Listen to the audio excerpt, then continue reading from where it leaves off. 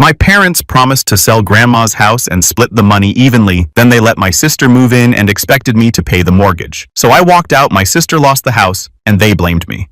Growing up, I learned early that love in my family came with conditions. My sister Vanessa was the golden child, the one who could do no wrong, while I was simply the backup plan. She got the encouragement, the celebrations, the unconditional support. I got the lectures about responsibility and the constant reminders that I needed to work harder. Vanessa dropped out of college twice. Both times our parents paid her tuition without batting an eye and welcomed her home with open arms. When I asked them to co-sign a small student loan for my final semester, Dad told me I should have been more financially responsible. I worked 3 jobs that year to finish my degree. She went through boyfriends like tissues, each relationship ending in some spectacular drama that required Mom flying across states to comfort her. Meanwhile, I dated Logan for 4 years before getting engaged, and Mom's only comment was that I should wait because I was still young. I was 28. The pattern continued for years. Vanessa got money for a business venture that failed within 6 months. I got a card with $50 for my 30th birthday. She received a new car when hers broke down. I took the bus for 2 years saving for a used sedan. But the house was different. The house was supposed to be fair. My grandmother owned a beautiful craftsman-style home in Portland that she'd bought in the 70s. 3 bedrooms, original hardwood floors, a garden that she tended until she physically couldn't anymore. Property values in that neighborhood had skyrocketed over the decades. By the time Grandma Lorraine passed away, the house was worth close to $800,000. Grandma left it to my parents jointly. At the funeral, Mom pulled me aside and said they were planning to sell it and split the proceeds between Vanessa and me equally. For once, I felt seen, acknowledged, like maybe I mattered just as much as my sister did. "We want you both to have something substantial," Mom said, squeezing my hand. "It's what Mother would have wanted." I thanked her with tears in my eyes. That money would change my life. Logan and I could finally afford a down payment on our own place instead of renting. We could start planning for the future we'd been putting off. 3 months passed, then 6. I didn't push because I understood these things took time. Estates had to be settled, paperwork processed. I focused on my job as a medical research coordinator and tried to be patient. Month 8 rolled around and Vanessa posted photos on social media from Grandma's house. She'd moved in. The captions talked about new beginnings and family blessings. My stomach dropped. I called Mom immediately. "Oh, sweetie, I've been meaning to talk to you about that," she said in that tone she used when she was about to justify something indefensible. "Vanessa's been having such a hard time. Her relationship with Trevor ended badly and she was practically homeless. She needed stability. She's living there temporarily." I asked, trying to keep my voice level. "Well, we've decided to let her stay permanently." The words hit me like cold water. "What about selling it? What about splitting the money?" Mom sighed like I was being difficult. "Vanessa needs this more than you do. You have Logan, you have a good job. Your sister has been struggling. This gives her security. And what do I get?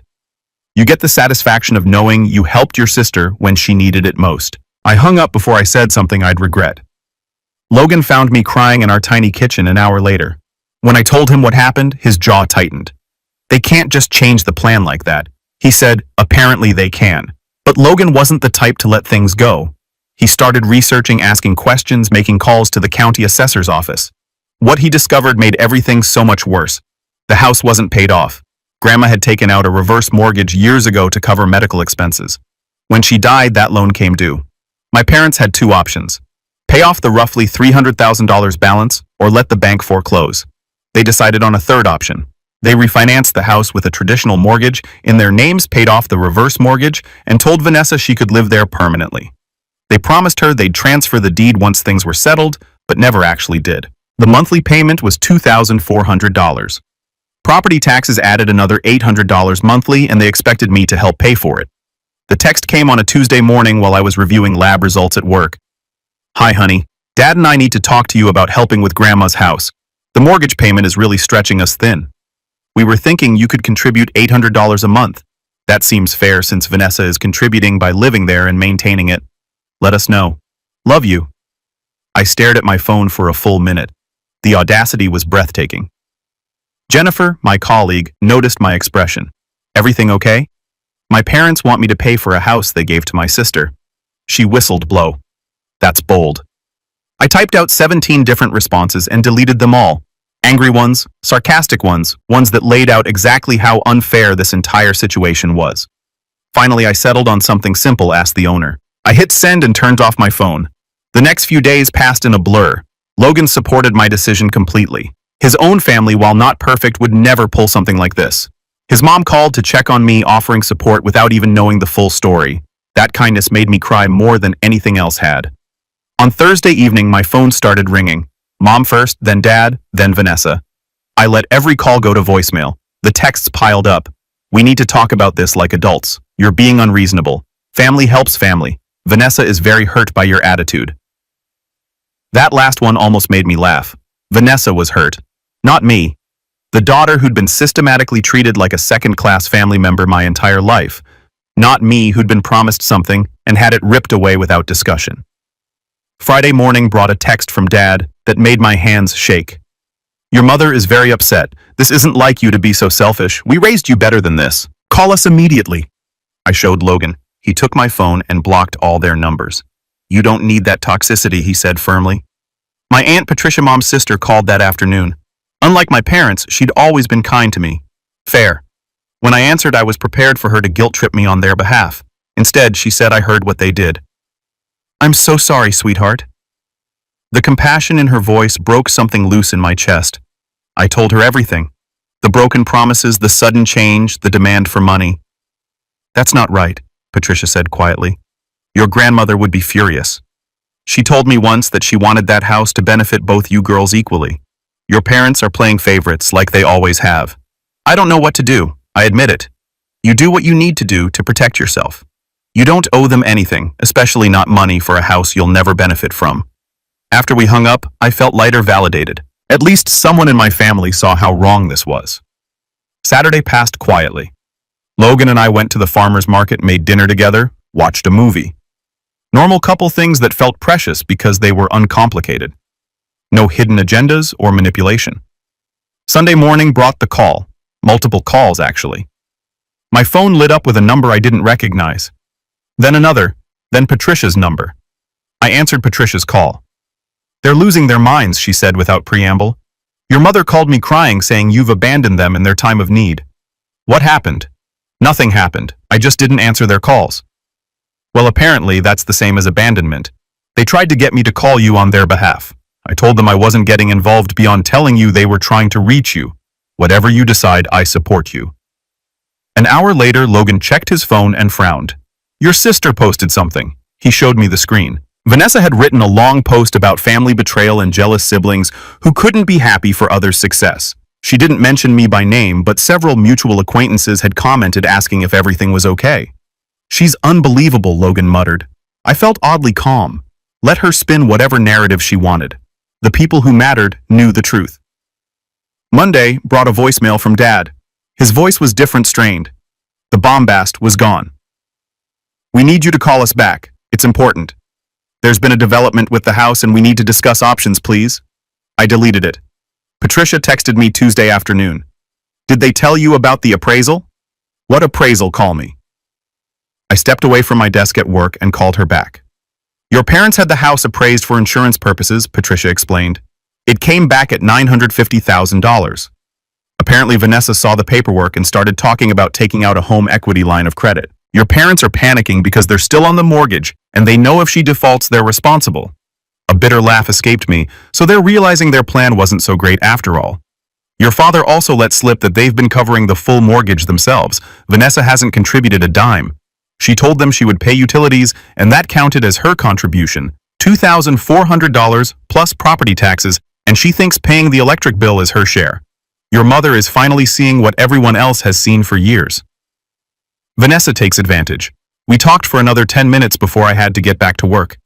The information sat in my chest like a stone. Part of me wanted to feel vindicated. Another part just felt sad that it had come to this. Wednesday evening, Logan came home from work looking thoughtful.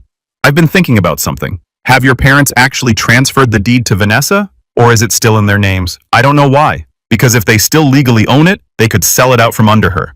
And if they're as desperate as your aunt says, they might be considering it. He pulled up the county property records online. The house was still titled in my parents' names. Vanessa was just living there. They gave her a house they don't actually own, Logan said slowly. Or rather, the bank owns most of it, and they're responsible for the payments. Understanding dawned. They promised her ownership, but never transferred the title. Or at least, let her believe something that isn't technically true. The irony was almost poetic. My parents had created a situation where nobody was happy. They were stuck with a mortgage they couldn't afford, paying for a house they didn't live in. Vanessa believed she owned a property she had no legal claim to, and I was the villain for refusing to fund their bad decision. Thursday brought another unknown number to my phone. This time I answered just to see who it was. Finally, Mom's voice came through. I've been trying to reach you for days. I've been busy. Too busy for your own mother. We need to talk about the house situation. It's become untenable. I waited silently. Your father and I can't keep up with the payments alone. We're dipping into our retirement funds. We need you to contribute at least $500 a month. That's more than fair. Is Vanessa contributing? A pause. She's contributing in other ways. So no, she's going through a hard time. She's looking for work. Mom, I'm not paying for a house I have no ownership in and no benefit from. You made your choice. But were your parents? Yes. And you chose to give everything to Vanessa without even discussing it with me first. You changed the plan completely, promised her something you couldn't afford, and now expect me to fix it. That's not my responsibility. How can you be so cold after everything we've done for you? The laugh that came out of me was sharp. Everything you've done for me. Name one time you put me first. One time you chose me over Vanessa. Silence on the other end. That's what I thought. I'm done, Mom. Done being the responsible one who gets nothing. Done being the backup plan. Done funding Vanessa's life while she contributes nothing. If you don't help us, we'll lose the house, Mom said, her voice breaking. Then you'll lose the house. Maybe you should ask the owner to help. I hung up and immediately blocked that number too. Logan held me while I cried that night. Not because I felt guilty, but because I was grieving. Grieving the relationship with my parents I'd always wanted but never had. Grieving the fantasy that they might someday see me as equal to my sister. Friday. Patricia called again. Your father showed up at my house this morning. What did he want? He wanted me to convince you to help them. He said you were being cruel and vindictive. I told him he created this mess and he could find a way out of it himself. He left angry. I'm sorry he dragged you into this. Don't be. Someone needed to tell him the truth. He's been enabling Vanessa her entire life, and your mother goes along with it because it's easier than standing up to either of them. They made their bed. Over the weekend, 3 more unknown numbers called. I didn't answer any of them. Logan and I drove to the coast, walked along the beach, ate fresh seafood, and pretended my family drama didn't exist. Those 2 days were peaceful in a way I hadn't experienced in months. Monday brought an email from Vanessa. It was long, rambling, and full of accusations. I was jealous, petty, unable to be happy for her punishing her for their parents' decisions. She called me cold-hearted and said she never wanted to speak to me again. I forwarded it to Patricia without comment. She replied within minutes, "Wow, she really doesn't see her part in any of this, does she?" Never has. Work kept me distracted during the day. I was leading a research study on autoimmune disorders, and we were in a critical phase of data collection. My team depended on me to stay focused and professional. Somehow compartmentalizing my family issues became easier. They were a problem I couldn't solve, so I stopped trying. 2 weeks after my last conversation with Mom, Patricia called with news. They listed the house. My heart stuttered. What, your parents put it on the market? Listed it Friday. Vanessa found out yesterday when a realtor showed up with potential buyers. Apparently she lost her mind. Called your mother screaming. Your parents told her they had no choice because they can't afford it and you refused to help, so they're blaming me. Of course they are. Vanessa posted about it. Another vague rant about family betrayal and being made homeless by selfish relatives. Let me guess, she still hasn't mentioned that she never actually owned it. Not a word. She's telling everyone they're stealing her inheritance. The audacity continued to amaze me. How are Mom and Dad handling it? According to your mother, they're doing what they have to do. She called me crying yesterday, saying this was all your fault for not being a team player. I told her the team was rigged from the start and hung up. Patricia, you don't have to alienate yourself from them because of me. Honey, I've been watching them treat you like a spare child for 32 years. I'm done pretending it's okay. Your grandmother would be ashamed of them. After we hung up, I sat with the information. The house would sell quickly in that market. My parents would walk away with probably $500,000 after paying off the mortgage and closing costs, money they desperately needed for retirement. Would they split it with me? Unlikely. They'd probably give it all to Vanessa to assuage their guilt over making her homeless. The cycle would continue, but that wasn't my problem anymore. Logan found me lost in thought when he got home. "What's going on in that head?" I told him about the house listing. "Good," he said firmly. "They're finally dealing with their mistake. How does that make you feel?" "Relieved, actually. At least it's ending. You know they're probably not going to give you any of the proceeds." "I know. And you're okay with that?" I considered the question. "I'm okay with being free of them. The money would be nice, but the peace I've had these last few weeks is worth more. I'm not angry anymore. I'm just done." He kissed my forehead. "I'm proud of you. The house sold in 9 days." Patricia kept me updated despite my parents' radio silence. The buyers paid asking price, all cash, quick close. My parents would clear the remaining mortgage balance of around $280,000 and have enough left over to replenish their retirement accounts. Vanessa moved back in with them temporarily. According to Patricia's sources, it was going poorly. She's already complaining that their house is too small and the neighborhood isn't nice enough. Patricia reported, "Your mother is at her wit's end, but she won't say anything because she feels guilty. Some people never learn. Your father tried to call me last week, wanted to know if I'd heard from you. I told him no and suggested if he wanted to talk to you. He should try apologizing first. He said he had nothing to apologize for." That stung, but not as much as it would have a month ago. I'd accepted that my parents would never acknowledge their role in this disaster. They'd rewritten the narrative in their heads where they were the victims and I was the ungrateful daughter. 3 months later, life had settled into a new normal. Logan and I found a beautiful condo within our budget and put in an offer. We got married in a small ceremony with friends and his family. Patricia came and sat on my side of the aisle. She was the only blood relative present. My parents didn't even know about the wedding until Patricia mentioned it in conversation with Mom weeks later. According to Patricia, Mom cried and said I was punishing them by excluding them from major life events. I told her she excluded herself, Patricia said when she relayed the story. She didn't have much to say to that. Nearly a year after the house sold, an envelope arrived at my apartment. Inside was a check for $50,000 and a note in my father's handwriting. "This is your share from the house sale. We kept the rest for retirement and to help Vanessa get back on her feet. We hope this shows we were always planning to be fair." I stared at the check for a long time. $50,000 out of the roughly $600,000 they'd netted from the sale after paying off the mortgage and closing costs. Less than 10%. Vanessa got the rest either as a lump sum or in parcels to help her get back on her feet, which would never happen because Vanessa was incapable of standing on her own. Logan found me holding the check. "What are you going to do?" "Cash it," I said. "And then we're buying new furniture for the condo." No guilt. None. They gave me less than 10% and think they're being generous. It tells me everything I need to know about how they value me. I deposited the check the next day. Used half for a down payment on a car since my sedan was dying. Put the rest in savings. Sent my parents a brief text, received the check, thank you. No other acknowledgement. No acceptance of their narrative that this proved their fairness. The text back came within minutes. "We'd love to see you and Logan sometime, maybe dinner next week or next." I showed Logan the message. He shook his head. They think money fixes everything. They think $50,000 erases 37 years of being second best. Are you going to respond? I thought about it for a long moment. Part of me wanted to see them, wanted to look them in the eye and tell them exactly how their choices had affected me. But what would that accomplish? They'd either get defensive or cry and I'd leave feeling worse than before. No, I decided if I respond, they'll take it as an opening. They'll think we're on the path to reconciliation and we're not. This changes nothing. Logan squeezed my hand. Then don't respond. I didn't. The follow-up text came over the next few days. Mom saying she missed me. Dad asking if I was still upset about that whole house situation. Vanessa sending a message saying she heard I got money and maybe I could loan her some since she was having a tough month. That last one actually made me laugh out loud. Even now, even after everything, Vanessa thought she could just ask me for money and I hand it over. The entitlement was staggering. I blocked Vanessa's number too.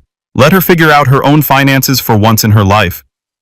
Jennifer at work noticed I seemed lighter somehow. "Whatever was weighing on you seems better," she observed during lunch one day. I cut off contact with my family, I told her. Well, most of them. That takes courage. How does it feel like I can finally breathe? No other acknowledgement. No acceptance of their narrative that this proved their fairness. Patricia called a week later laughing. Your mother is beside herself that you didn't call to thank them profusely. She expected gratitude and tears of joy. Did she really think $50,000 fixed everything? She thought it proved they'd always intended to share the proceeds. Never mind that Vanessa got over 10 times what you did. A year and a half later, Patricia reported that Vanessa had gone through all her money. She bought a new car, taken an expensive vacation, and invested in another business venture that immediately failed. She was back to living with my parents and asking them for money they no longer had to give. Your mother actually said to me, "I don't know where we went wrong with Vanessa," Patricia said incredulous. "I told her they went wrong by never letting her face consequences." She got mad at me. Are they still expecting her to eventually launch? I think they're starting to realize she never will. Your father looks exhausted every time I see him. Vanessa treats their house like a hotel, doesn't clean, doesn't cook, barely contributes to groceries. The satisfaction I felt hearing this wasn't pretty, but it was real.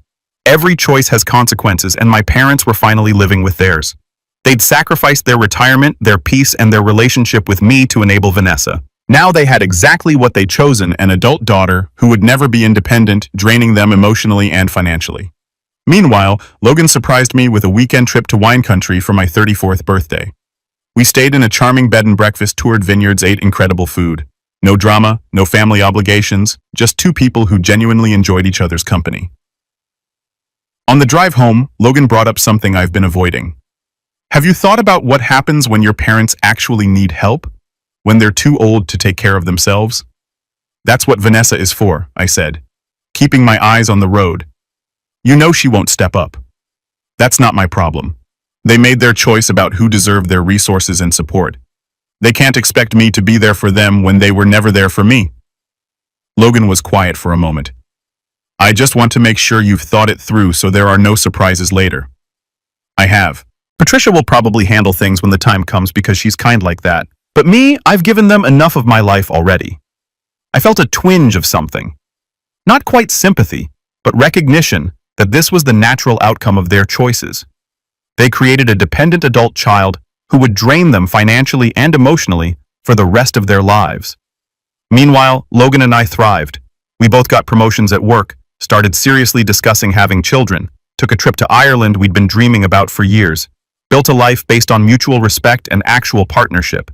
My phone rang occasionally from unknown numbers. I never answered. The voicemails were always the same: Mom or Dad or Vanessa wanting something. Money, time, attention, validation. I deleted them without listening all the way through.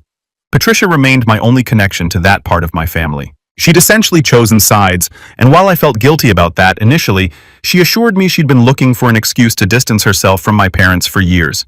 They're exhausting, she told me over coffee one afternoon. Everything is drama with them. Your mother calls me weekly to complain about Vanessa, but if I suggest Vanessa needs to move out and support herself, she gets defensive. They want sympathy, but no solutions. Do they ever ask about me? Patricia hesitated. Sometimes your mother wonders if you'll come around eventually. Your father says you're stubborn and holding a grudge. Vanessa claims you were always jealous of her. None of them think they did anything wrong. Not even a little bit. Nearly 3 years after I'd sent that Ask the Owner text, I had my daughter. Ruby came into the world healthy and perfect, and holding her made me understand on a visceral level how my parents had failed me. I couldn't imagine loving any future child more than I loved her. I couldn't fathom creating a hierarchy of worth among my children. Patricia came to meet Ruby in the hospital. She brought flowers and a beautiful handmade blanket. She cried holding my daughter, telling her she was loved and wanted. Your parents don't know, she asked gently. No. Are you going to tell them? I looked at Ruby's tiny face. Maybe someday, but not now. I don't want their conditional love anywhere near her. Patricia nodded, understanding. You're protecting her. That's what good mothers do. Logan's parents were incredible grandparents. They visited frequently, babysat when we needed them, showered Ruby with age-appropriate gifts and genuine affection. This was what family was supposed to look like. What I deserved all along, but never received. On Ruby's first birthday, a package arrived with no return address. Inside was a card addressed to our granddaughter and a savings bond for $100. The card was signed by my parents and included a note saying they hoped we could reconcile for Ruby's sake. I threw it away. All of it. Logan raised an eyebrow. Not even going to cash the bond. It's a down payment on control. They think that $100 buys them access to my daughter. It doesn't. What if they show up here? They won't. That would require effort and humility. Neither of which they have. I was right. They didn't show up, didn't call. The package was the extent of their outreach. A token gesture that required minimal effort and let them tell people they tried. Patricia mentioned that Vanessa was dating someone new, someone with money apparently. My parents were thrilled already, planning a future where this man would solve all Vanessa's problems by marrying her and supporting her. They never learn. Patricia sighed. This guy is going to figure out who she is and run. They always do. 6 months later, Patricia's prediction came true. The relationship ended. Vanessa moved back in with my parents for the third time. She was 36 years old. My parents, now in their late 60s, were trapped. Their retirement was comfortable but not luxurious, especially with an adult child draining their resources. They'd aged noticeably, Patricia said. The stress showed. Part of me felt vindicated. They'd chosen this life by enabling Vanessa for decades. But another part, the part that was now a mother myself, just felt sad. Sad that they'd wasted so much time and money and emotional energy on the wrong priorities. Sad that they'd never know Ruby. Sad that we'd never have the relationship I'd wanted. But I didn't reach out, because ultimately they'd shown me exactly how much I mattered to them, and it wasn't enough to change. For Ruby turned 2, then 3. She was bright and funny and kind. Logan and I had discussions about having another child, weighing our options. Life was good, peaceful, drama-free. Patricia called one evening with news. Your mother had a health scare. Nothing life-threatening, but it shook them both up. She's been talking about regrets. About you. What about me? She wishes things were different. Bet you'd come back, but she still won't admit they did anything wrong. She frames it as a misunderstanding that got out of hand. A misunderstanding. Your father is more stubborn. He says, you made your choice and you'll have to live with it. The irony wasn't lost on me. I'd made my choice, but so had they. Every day they'd chosen Vanessa over me. They were making a choice. They just didn't want to accept the consequences. I didn't call them, didn't send a card. If Mom wanted reconciliation badly enough, she knew where I lived. Years passed. Ruby started kindergarten. We bought a house with a yard and a swing set. Logan got another promotion. I published 2 papers in respected medical journals. We took vacations, hosted dinner parties, built friendships with other young families in our neighborhood. My parents became abstract figures, people I used to know. Patricia provided occasional updates. Vanessa was still living with them, still unemployed, still causing problems. My parents' health was declining. They talked about me sometimes, wondered about their granddaughter, but never picked up the phone. The letter came on a Tuesday, Patricia's handwriting on the envelope. Inside was a note. Your father had a stroke. He's stable, but the prognosis isn't great. Your mother is asking for you. I told her I'd pass along the information but couldn't make you come. Whatever you decide, I support you. Love, Patricia. I sat at the kitchen table holding the letter for a long time. Ruby was at school. The house was quiet. I could go see him. Could show up at the hospital and be the bigger person. Could give my mother the comfort of having both her daughters there. But what would that accomplish? A deathbed reconciliation that changed nothing. Subjecting myself to Vanessa's presence and probable hostility. Opening the door for my parents to meet Ruby and immediately start making demands about their role in her life. I called Patricia instead. I'm not going, I told her. Okay, she said simply. Do you want me to tell them anything? Tell them I hope Dad recovers. That's all. Your mother will be devastated. She's had years to reach out, years to apologize. This doesn't change anything. Patricia sighed. You're right. I just hate seeing her in pain. I hate that she's in pain too, but I can't sacrifice my peace to make her feel better. That's what she's always expected, and I'm done giving it. Dad survived the stroke but was left partially paralyzed. He came home from the hospital requiring significant care. Vanessa, according to Patricia, was useless. She complained about the medical equipment cluttering the house and spent most of her time in her room. Mom, now 71, became Dad's primary caregiver while also managing the household and dealing with Vanessa's continued dependence.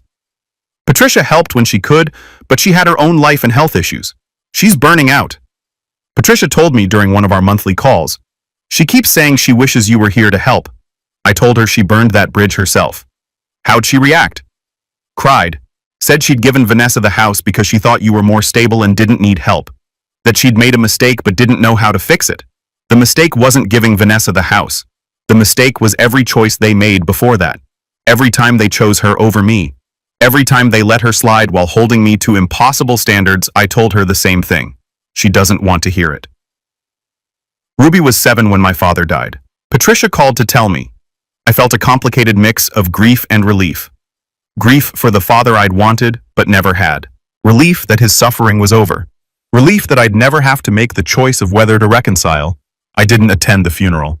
Sent flowers with a card that said simply condolences. Patricia said Mom was hoping I'd come. That she'd scanned every face at the service looking for mine.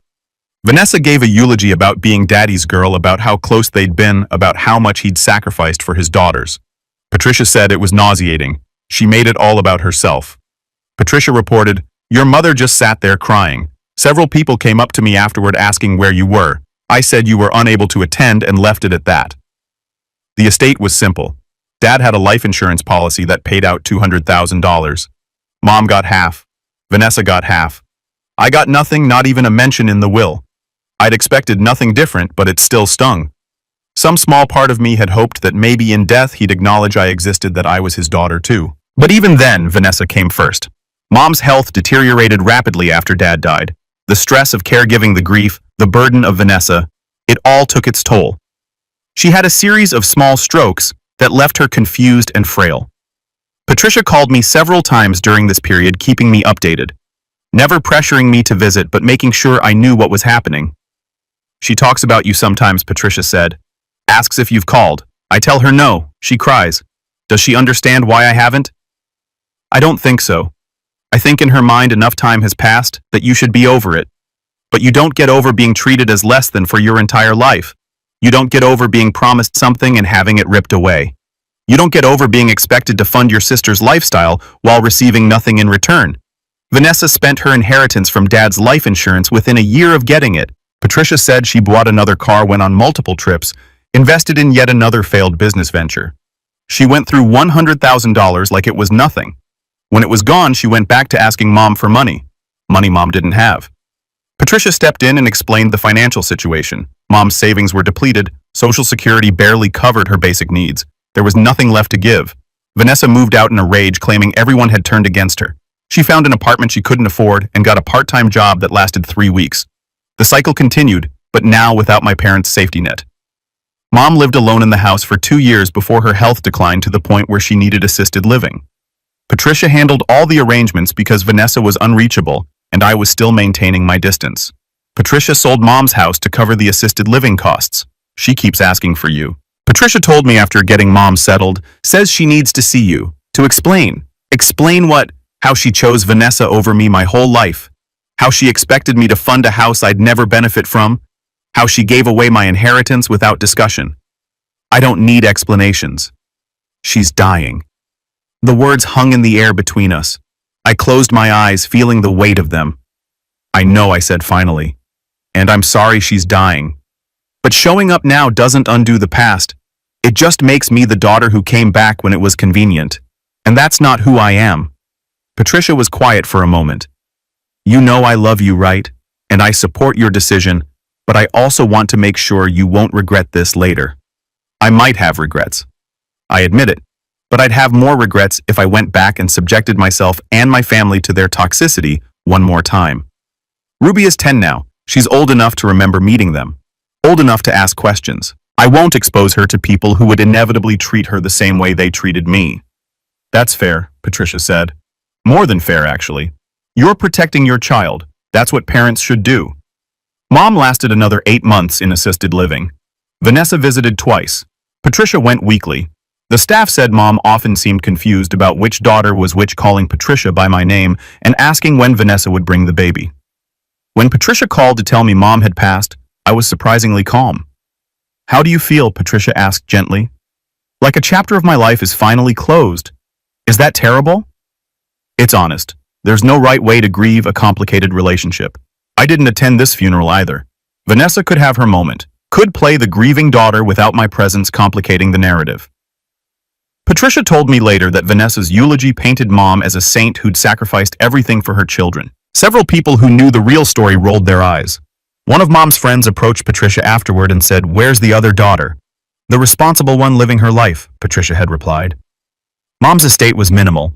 The assisted living facility had consumed most of her remaining assets. There was about $15,000 left after final expenses, which Patricia said went to Vanessa by default, since I hadn't contested anything and wasn't listed in any will. I didn't care about the $15,000. What could that money buy me, except more proof that I'd never mattered to them the way Vanessa did? Patricia and I met for coffee a month after Mom's funeral. She looked tired, but relieved. "It's finally over," she said. "The whole sad saga. How's Vanessa doing?" Patricia snorted. "She's already asking me for loans."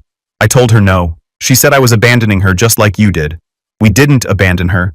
We stopped enabling her. I know that. You know that. No, she'll never know that. We sat in comfortable silence for a moment, sipping our coffee. Two women who'd survived a toxic family system by setting boundaries and walking away. "Do you have any regrets?" Patricia asked. I thought about it carefully. I regret that my parents never loved me the way they loved Vanessa. I regret that they made choices that destroyed our relationship. But I don't regret protecting myself and my family. I don't regret saying no. "Good," Patricia said firmly, "because you did the right thing. You broke a cycle. Ruby will grow up knowing her worth doesn't depend on being the favorite or accepting crumbs." She was right. Ruby would grow up in a home where love wasn't conditional, where resources weren't distributed based on who needed rescuing, where responsibility and independence were valued. She'd never know what it felt like to be second best in her own family. That was worth everything I'd lost. Logan and I took Ruby to the zoo that weekend. She was fascinated by the elephants laughing at their trunks and the way they sprayed water. She held both our hands, secure in the knowledge that she was loved and wanted, and enough exactly as she was. "Mommy, why are we happy?" she asked suddenly with a profound randomness of a child. "Because we have each other," I told her. "And that's all we need." It was the truest thing I'd ever said. Years from now, Ruby might ask about my parents, about why she never met her grandmother and grandfather. I'd tell her the truth in age-appropriate ways, that sometimes families don't treat everyone fairly, and sometimes the healthiest choice is to step away. But I'd also tell her that she came from strength, that her mother learned to value herself enough to demand better. That love without respect isn't really love at all. The cycle ended with me. Whatever mistakes I made as a parent, and I'd make plenty, Ruby would never doubt that she mattered, that she was enough, that she deserved everything good this world had to offer. My parents had taught me what not to do. In their failure, they'd given me a blueprint for breaking generational patterns. I'd taken their lesson and built something better.